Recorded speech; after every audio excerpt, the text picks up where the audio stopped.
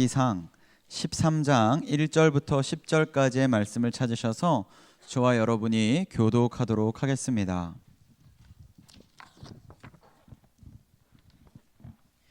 열왕기상 13장 1절부터 10절 찾으신 줄 알고 1절부터 제가 먼저 읽도록 하겠습니다.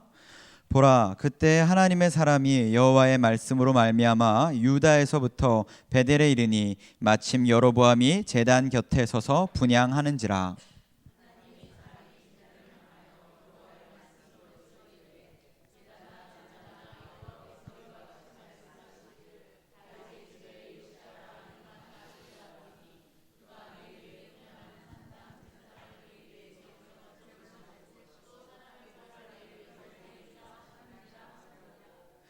그날에 그가 징조를 들어 이르되 이는 여호와께서 말씀하신 징조라. 제단이 갈라지며 그 위에 있는 재가 쏟아지리라 하매.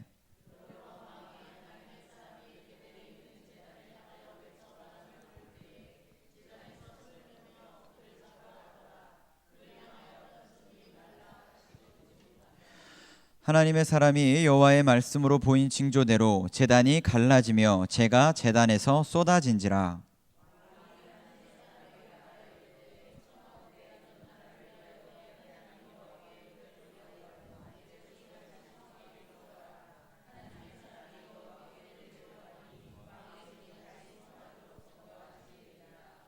왕이 하나님의 사람에게 이르되 나와 함께 집에 가서 쉬라. 내가 네게 예물을 주리라.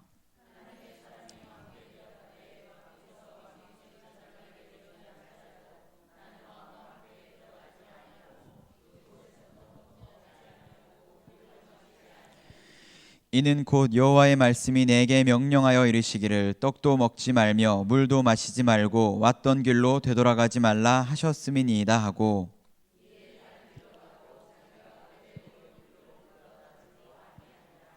아멘. 수요예배 나오신 성도님들을 다시 한번 환영합니다. 우리 좌우 앞뒤로 바라보면서 축복하며 인사하겠습니다. 잘 오셨습니다.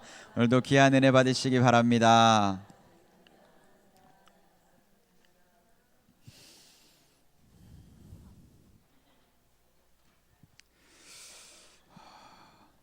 말씀을 전하기에 앞서서 먼저 양해 말씀 부탁드리겠습니다. 제가 오늘 말씀을 열심히 준비했지만 오늘 성가대 찬양보다 은혜롭지 않습니다, 여러분. 네, 오늘 너무 귀한 찬양을 해주신 우리 성가대를 위해서 다시 한번 뜨거운 박수로 우리 응원해 주시면 감사하겠습니다.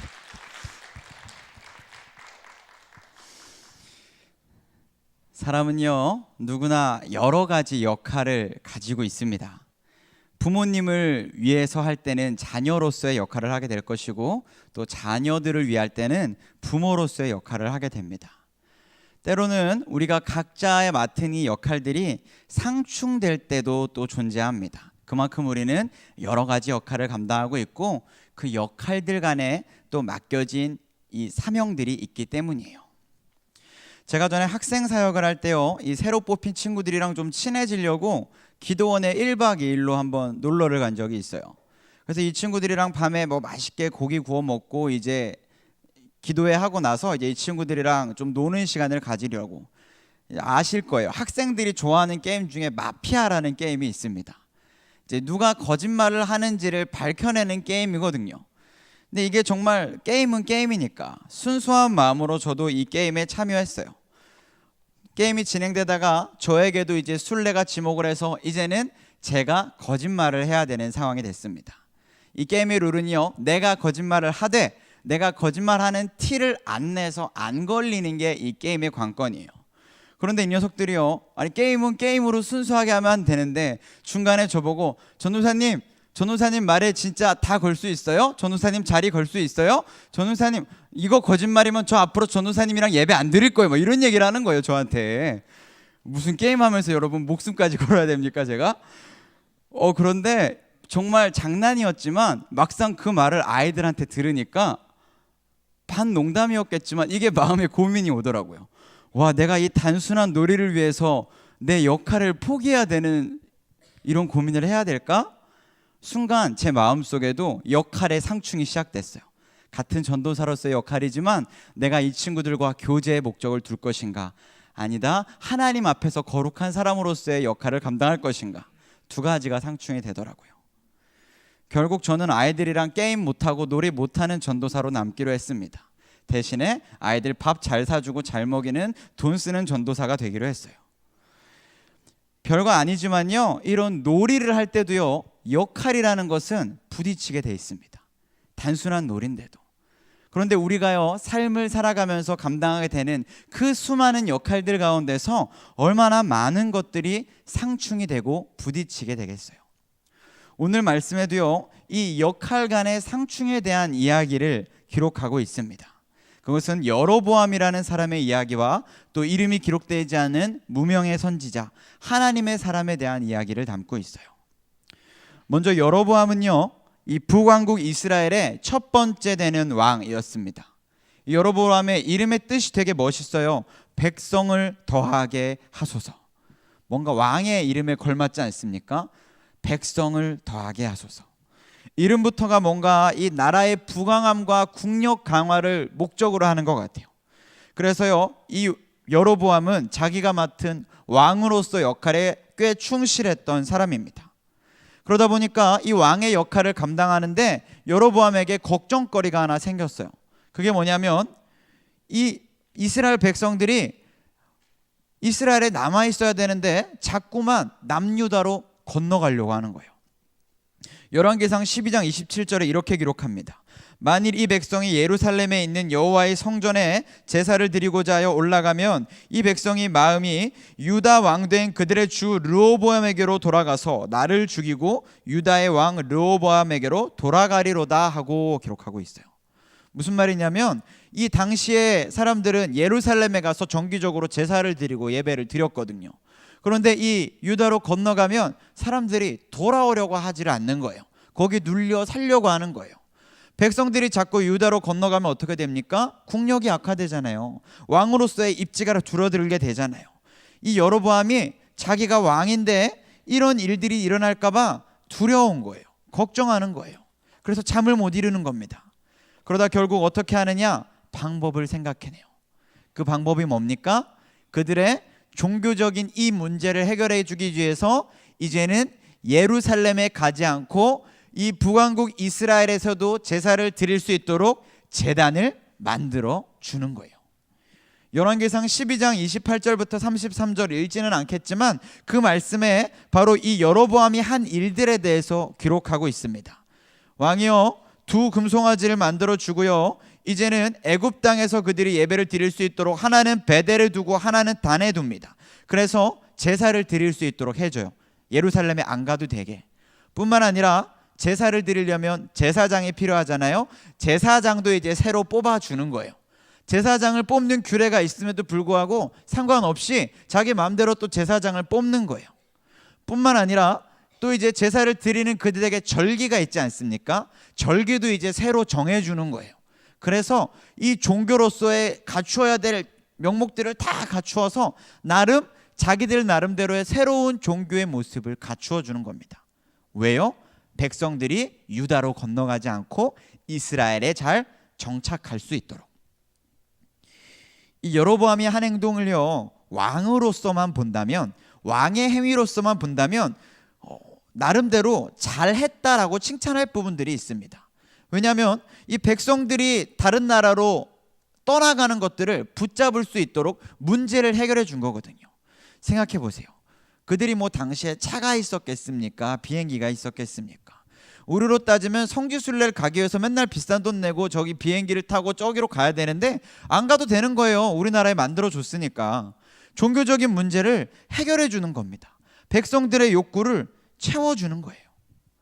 그래서 나름대로 그들이 잘할 수 있도록 기왕이면 이 다윗 왕가의 성전보다 더 좋은 성전을 만들어 주려고 노력을 한 거예요. 겉으로 보기에 이 왕은요, 잘한 것 같아 보입니다. 종교적인 어떤 색채를 뺀다면 왕은 왕으로서의 역할에 지금 최선을 다한 거예요. 백성들의 고충을 해결해 주었으니까 왕의 역할을 잘 해낸 거죠.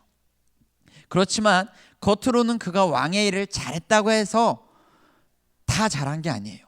그는 지금 너무 중요한 것을 놓치고 있습니다. 무엇을 놓치고 있나요?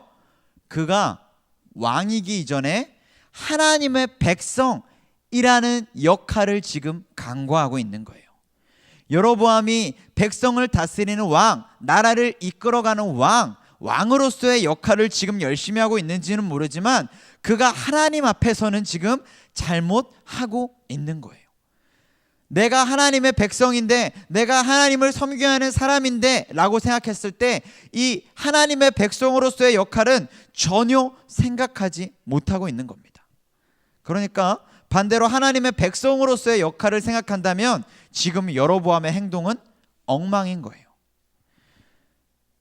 예루살렘이 아닌 다른 곳에 제단을 만든 것도 모자라서 두 금송아지를 우상을 만들고 심지어 백성들에게 이 우상이 너희를 애굽 땅에서 인도하여 낸 신들이다 라고 이야기하고 있는 거예요. 얼마나 잘못된 것들을 가르치고 있습니까? 심지어 말씀드렸다시피 제사장의 율법도, 절기에 관한 것도, 심지어 가장 기초가 되는 이 10계명의 가장 첫 번째, 두 번째 되는 계명도 그냥 어겨버리고 있는 거예요. 잘못해도 한참을 잘못하고 있는 거죠. 여로보암이 지금 두 가지 역할이 상충했습니다. 하나님의 백성으로서의 역할과 왕으로서의 역할이 상충했어요. 그런데 그 가운데 그는 지금 무엇을 택하고 있었습니까? 왕으로서의 역할만을 택하고 있었어요. 왕으로서의 역할을 택함으로써 왕으로서 일을 잘하려고 노력했을지 모르지만 그는 가장 중요했던 하나님의 백성으로서의 역할을 간과해버린 겁니다. 오늘 여로보암의 실책이 바로 그거예요. 하나님의 사람으로서의 역할을 간과해버린 것. 반대로요, 오늘 성경에 등장하는 또 한 사람이 있습니다. 누구냐면 하나님의 사람이에요. 성경에 이 선지자의 이름을 기억하고 있지 않습니다. 무명의 선지자, 그저 하나님의 사람이라고만 기록하고 있어요. 이 사람은요, 그를 지칭하는 이 표현 그대로 하나님의 사람으로서의 역할을 감당했던 사람입니다. 뿐만 아니라 그는 이 하나님의 사람으로서의 역할에 굉장히 충실했던 사람임을 알 수 있어요. 먼저 그는 어떻냐면 하나님의 일을 위해서 목숨을 걸었던 사람입니다. 지금 이 하나님의 사람이 어떤 사명을 갖고 왔냐면 여로보암의 제단을 규탄하는 사명을 가지고 왔어요. 왕이요, 이 제단 잘못됐습니다. 당신 지금 크게 잘못하고 있는 거예요. 하나님이 기뻐하지 않으십니다. 왕에게 이렇게 쓴소리를 하라는 명령을 받고 그는 지금 왕 앞에 나왔습니다.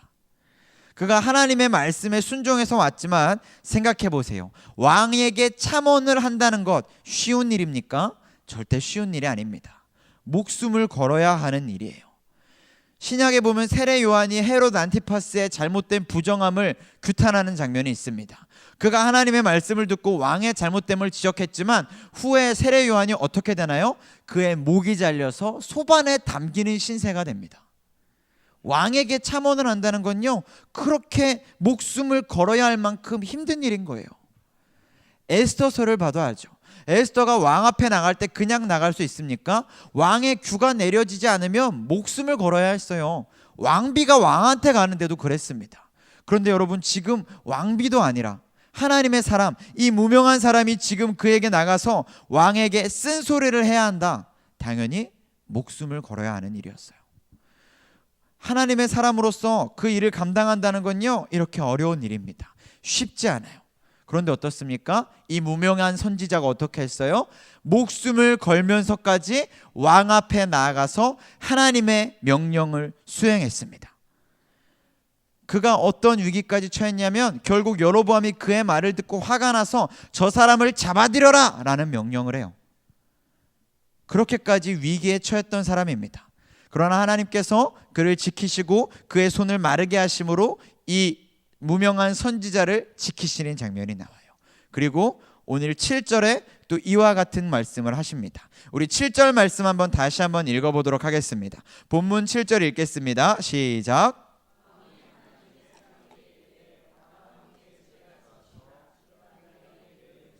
주리라. 아멘. 이 하나님의 사람이요, 목숨을 한 번 건 게 아닙니다. 여러 번 걸었어요. 지금 7절이 무슨 장면이냐면 하나님의 사람이 왕을 규탄하니까 왕이 그를 잡아들이라 라고 손을 뻗었을 때 이 손이 말랐어요. 그래서 왕이 지금 여로보암이 너 빨리 나를 위해서 기도해줘, 이 손을 낫기 위해서 기도해달란 말이야 라고 요청을 해서 선지자가 기도해줬더니 이 손이 낫게 됩니다. 그러니까 왕이 이제 이 여로보암이 이 선지자를 잡아들이라고 하지 않고 그를 대접하려고 해요. 이제 너는 우리 집에 가서 쉬자, 그리고 내가 너한테 예물도 챙겨줄게 라고 이렇게 하는 거죠. 겉으로 보기에는요, 왕의 태도가 바뀌었으니까 이제 이 사람이 나를 대접하려 하는구나, 이제 다 끝났나 보다, 어려운 상황이 끝났나 보다 라고 생각할 수 있어요. 그러나 여러분, 우리 너무 잘 알고 있지 않습니까? 사람이 한순간에 변하는 경우가 있나요? 그런 경우는 없어요. 좀 전에 나를 죽이려 했던 사람이 지금 갑자기 사람이 변해서 나를 갑자기 대우해주고 끝까지 나를 지켜줄 거라고요? 그런 사람은 없어요. 지금 당장은 여로보암이 한 수 물러났을지 모르지만 또다시 자기 마음에 들지 않으면 언제든지 이 사람을 죽일 수 있는 권력을 가진 사람이 바로 이 여로보암 왕입니다. 그러니까요, 지금 또 언제 나를 죽일지 모르는 위험이 이 선지자에게는 있었던 거예요. 그런데 어떻습니까? 이 선지자에게 하신 명령이 끝이 아니었어요. 하나님께서 그에게 또 뭐를 명령하셨냐면, 너는 그 집에 가서 먹지도 말고 마시지도 말고 따라가지도 말고 네가 왔던 길로 돌아가지도 말아라 라고 명령하셨거든요. 우리도 그렇잖아요. 누가 좋은 마음으로 호의를 베풀었는데 단칼에 거절하면 기분이 나쁘거든요. 뭔가 이 녀석 봐라 싶단 말이죠. 지금 여로보암도 그런 경우인 거예요. 자기가 지금 한 발 물러나서 이 사람을 잘 대접해서 그래 내가 잘못했지 호의를 베풀려고 하는데 또 단칼에 거절해 버립니다. 성경을 읽어보셔서 아시겠지만 이 8절 9절 보면요, 이 선지자가 뭐 예쁜 말로 그렇게 기분 좋게 거절하지도 않아요. 굉장히 칼같이 거절합니다. 우리 한번 8절 9절 읽어볼까요? 본문 8절 9절 말씀 읽겠습니다. 시작. 하나님의 사람이 왕께 대답하되 왕께서 왕의 집 절반을 내게 준다 할지라도 나는 왕과 함께 들어가지도 아니하고 이곳에서는 떡도 먹지 아니하고 물도 마시지 아니하리니 이는 곧 여호와의 말씀이 내게 명령하여 이르시기를 떡도 먹지 말며 물도 마시지 말고 왔던 길로 되돌아가지 말라 하셨음이니이다 하고. 아멘. 이게 참, 이 선지자도 그래요. 말을 앞뒤를 좀 바꿨으면 얼마나 예뻤겠어요. 하나님이 이렇게 말씀하셨으니까 저는 거기에 가지 않겠습니다, 이렇게 앞뒤를 바꾸면 얼마나 예쁩니까? 근데 순서가 보면 그렇나요? 그렇지 않아요. 왕에게 대답하되 왕이 나에게 집 절반을 줘도 나는 안 갑니다. 먹으라고 해도 안 먹습니다. 하나님이 그러셨어요. 얼마나 얄미워요. 지금요, 이 하나님의 사람은요, 여로보암 앞에서 목숨을 또다시 내놓는 일을 저지르고 있는 거예요. 물론 하나님이 말씀하셨기 때문입니다. 이 사람은요, 하나님이 말씀하셨기 때문에 자기 목숨을 한 번이 아니라 두 번이고 세 번이고 내던지고 있는 거예요. 이것이요, 성경이 말하는 순종의 모습입니다. 우리가요, 순종이라는 걸 이야기할 때 참 많이 하는 실수가 있어요. 순종은 일회적인 것이라고 생각한다라는 거예요. 순종은 큰 거라고 생각하는 거예요.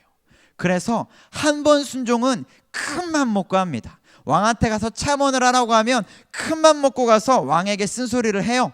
우리가 생각하는 순종은 거기까지입니다. 이제 순종했으니까 죽기 전에 빨리 도망 나와야 돼요. 그게 우리가 생각하는 순종이죠. 그런데 성경이 말하는 순종은 거기까지가 아닌 거예요. 오늘 말씀이 우리에게 보여주는 것처럼 한 번이 아니라 순종은 계속적인 것입니다.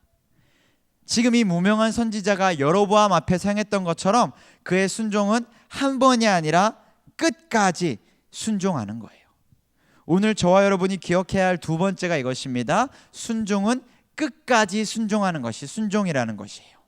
사랑하는 성도 여러분, 순종하신다면 끝까지 순종할 수 있는 저와 여러분 되기를 소망합니다. 순종이 이게 어려워요. 한 번은 쉬운데 두 번, 세 번 순종하려면 이게 참 쉽지 않습니다. 한 번 하면 안주하기 쉽거든요. 한 번, 와 큰일인데 나 진짜 잘했다, 와 진짜 내가 믿음이 이만큼 성장했구나, 여기에 안주하고 그 다음 일에 쉽게 생각하기 쉽거든요. 그래서 한 번은 성공하지만 두 번째, 세 번째는 또 넘어지고 실족하게 되는 거예요. 그래서 성경은 우리에게 순종을 일회적인 것으로 이야기하지 않습니다. 오늘 이 하나님의 사람도 그래서 우리에게 보여주고 있는 거예요. 순종은 한 번이 아니라 계속적인 것이라는 것입니다. 다시 한번 강조드립니다. 순종은 한 번이 아니라 계속적인 것입니다. 저와 여러분은 끝까지 순종할 수 있게 되기를 간절히 소망합니다. 이 하나님의 사람도요, 끝까지 순종하게 이르렀습니다. 한 번이 아니라 두 번, 세 번 하나님의 말씀을 순종했어요. 그래서 마지막에 보니까 10절 말씀에 그가 하나님의 말씀에 순종해서 다른 길로 가요. 하나님께서 네가 왔던 길로도 돌아가지 말라라고 명령하셨으니까 그가 정말로 왔던 길로 오지 않고 다른 길로 가게 됩니다. 여기서 궁금증이 생깁니다. 왜 하나님은 그에게 왔던 길로 돌아가지 말라고 하셨을까?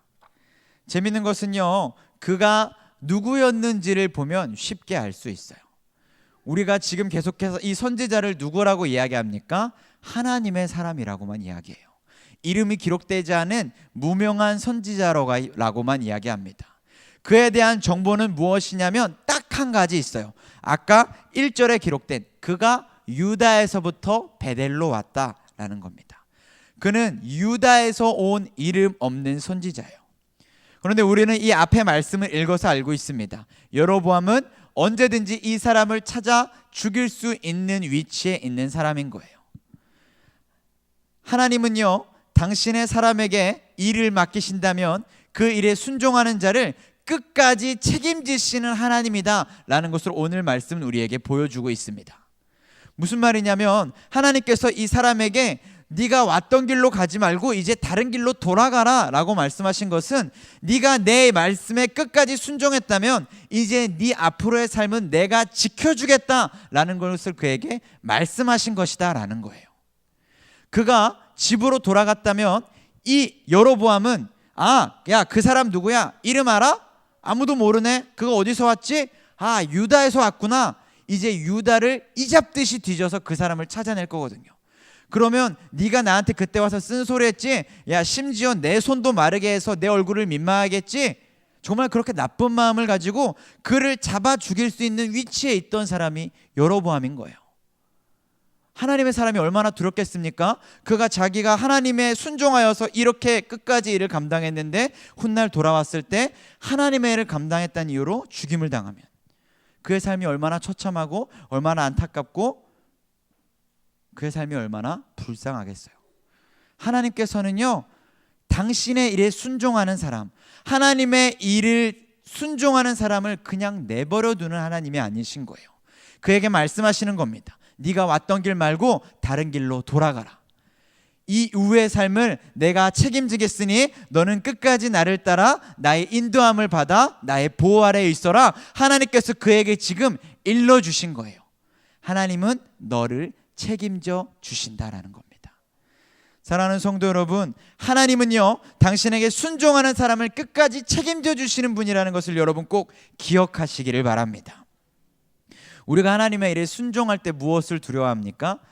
눈앞에 있는 것은 그럴 수 있다 치지만 그 이후의 것들에 대해서 두려워합니다. 후에 사람들이 나를 이렇게 보면 어떡하지? 후에 이런 보복이 있으면 어떡하지? 나중에 이런 어려움이 찾아오면 어떡하지? 지금 당장은 순종했지만 나중에 내 삶이 어려워지면 어떡하지? 흔한 고민이고 흔하게 우리가 겪게 되는 고민들이에요. 그런데 오늘 말씀은요, 우리에게 이 고민이 할 필요가 없음을 보여주고 있어요. 하나님은 당신께 순종하는 사람을 끝까지 책임져 주시기 때문입니다. 사랑하는 성도 여러분, 하나님께 순종하시는 여러분 되시기를 간절히 소망합니다. 저 여러분이 순종할 수 있는 이유는 하나님께서 우리를 끝까지 책임져 주시기 때문이에요. 하나님이 우리를 썼다 버리는 그런 분이라면 우리는 하나님께 순종할 수 없습니다. 하나님이 우리를 쓰고 그냥 내버리시는 분이라면 우리는 하나님께 순종할 수 없어요. 그러나 하나님은 우리를 쓰고 버리는 분이 아니라 우리를 붙잡으셨다면 끝까지 붙잡으시고 책임지시는 분이시기 때문에 우리는 하나님께 순종할 수 있는 겁니다. 사랑하는 성도 여러분, 끝까지 순종하시기를 간절히 소망합니다. 이제 말씀을 좀 정리해 보겠습니다. 오늘 말씀에 여러 가지 은혜가 되는 말씀 부분들이 저 개인적으로 묵상하면서 있었어요.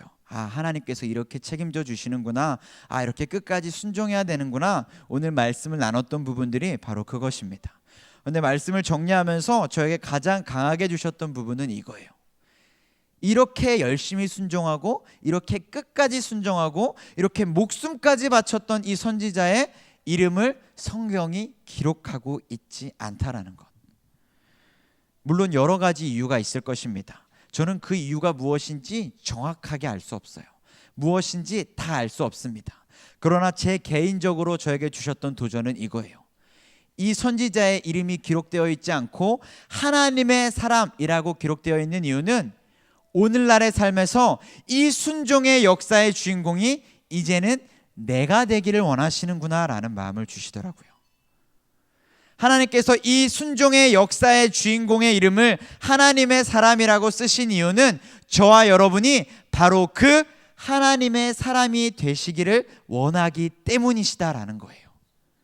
사랑하는 성도 여러분, 바로 저와 여러분이 그 순종의 주인공이 되기를 소망합니다. 하나님 앞에서 이 순종 이야기의 주인공이 바로 저와 여러분이 되기를 소망합니다. 성경에 이름이 기록되어 있지 않기 때문에 세상에 누구도 이제 이 사람의 이름을 알 수 없습니다. 이 땅에 사는 그 누구도, 어떤 저명한 신학자도 이 사람의 이름을 알 수 없어요. 그러나 누구는 아실까요? 하나님은 아실 거예요.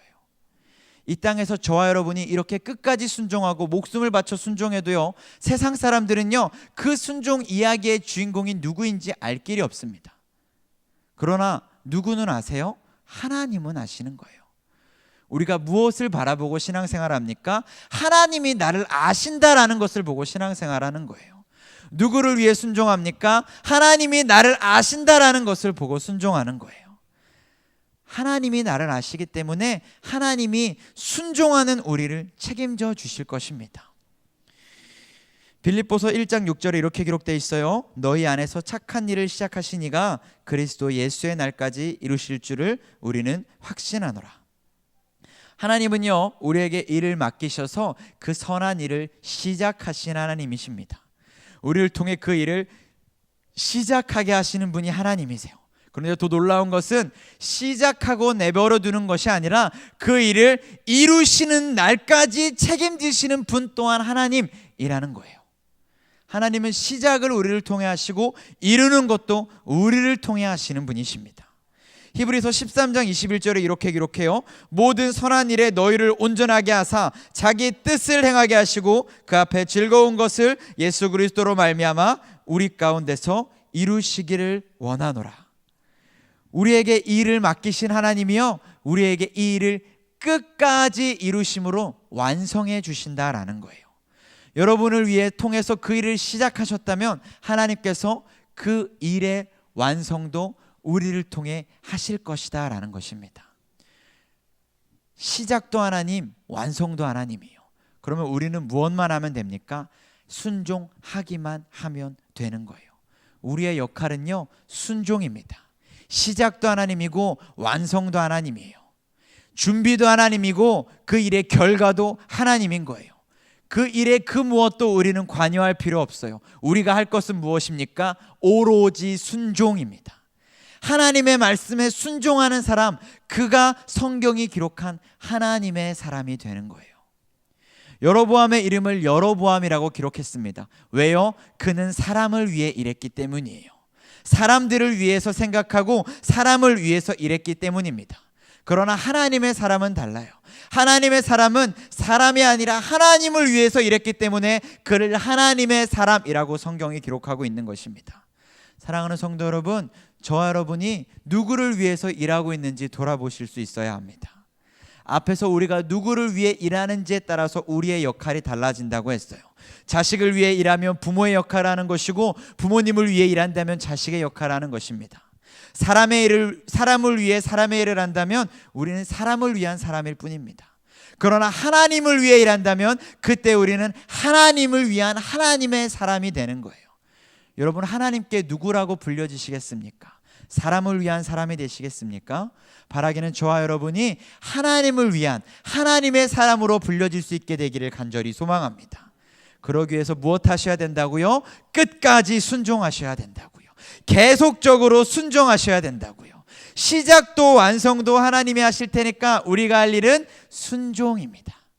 바라기는 저와 여러분이 하나님의 일에 끝까지 순종함으로 하나님의 일이 완성되는 그 기쁨의 날에, 그 기쁨의 역사에 동참할 수 있게 되기를, 그 영광의 날에 들어갈 수 있게 되기를, 그 영원한 하나님의 일의 주인공이 되기를 간절히 소망합니다. 아멘. 우리 함께 기도하겠습니다.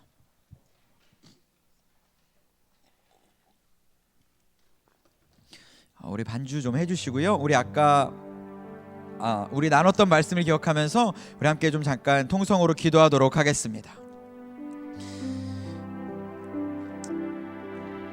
하나님, 우리가 여로보암과 하나님의 사람의 이야기를 통해서 우리가 해야 할 일이 무엇인지 생각하는 시간을 가졌습니다. 사람 앞에서 사람의 일을 할 것인지, 하나님 앞에서 하나님의 일을 할 것인지